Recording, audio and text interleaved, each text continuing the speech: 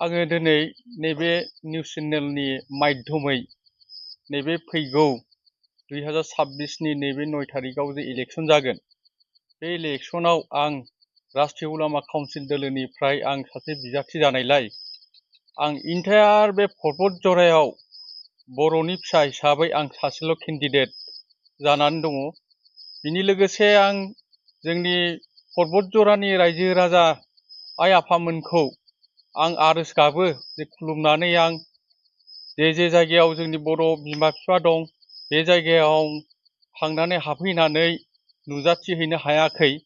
बिनिलाय आं दिनै नैबे निउसनि गेजेरजों आइ आफानि गेजेराव आं जे सासे बर'नि फिसा हिसाबै भट गेलेदों, बे भटआव आंनि सावगारिया बे बेडनि छबियाव जाहाथे आइ आफामोना आंखौ नुवाखैबाबो नैबे निउस चेनेलनि माध्यमजों जुदि नुदोंबा आंखौ अननानै जाहाथे आंनि बे बेड सिनाव आइ आफामोना भटखौ होयो।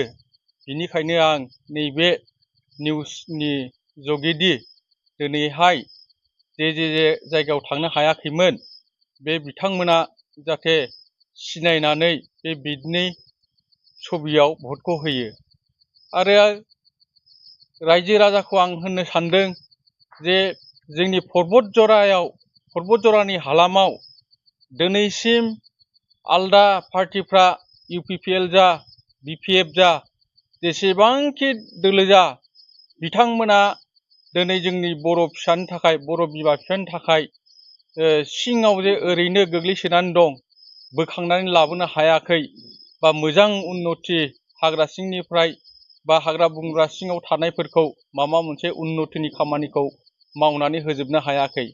बिनिलाय आंबो गोदोनिफ्रायनो नुबोनाय बे हिसाबै आंबो आलाय सिलाय नुगासिनो दं। दिनै आं सासे बिजाथि जानानै बे आइ आफानि जेनाखि मोनथाय बुस्थुखौ मोनाखै बेखौ आं जुदि देरहायोबा आं निस्सय बिधान सभायाव थांनानै आङो सरकारनिफ्राय माबा मोनसे सोंथेखांनानै उन्नतिनि थाखाय आं रायजो राजानि थाखाय मावनो हागोनखौ आं आसा थायो।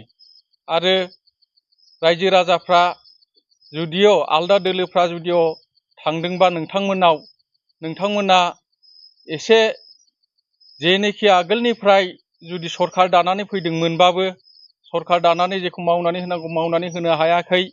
बिनिखाय बिथांमोना जाहाथे नैबे फैगौ 9 तारिखआव भट दान होनायाव जाहाथे आंखौ बर'नि फिसा हिसाबै अननानै भटखौ आंनोनो होयो बा भटखौ होनानै आं जुदि देरहायोबा जाहाथे आंबो आइ आफानि थाखाय माबा मोनसे उन्नतिनि खामानिखौ मावनानै होनो हागोनखौ जाहाथे रायजो राजाया साननो हायो। बिनिखाय आं दिनैहाय बारे बारे आइ आफानाव आरज गाबो जे आंखौ नुवाखैबाबो नोंथांमोना अननानै आंनि बे बेलट पेपारा जेनाखि बिथांमोना जखनाखि सेन्टाराव भट हैगोन बे भट सेन्टाराव सिरियालै 6 नाम्बाराव आंनि सावगारिया थागोन।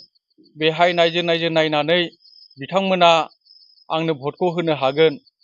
बेहायनो आं आंनि नैबे खौरां मेलखौ दिनैहाय सुंद'यै लानानै फोजोबनाय जाबाय। गोजोन्थों।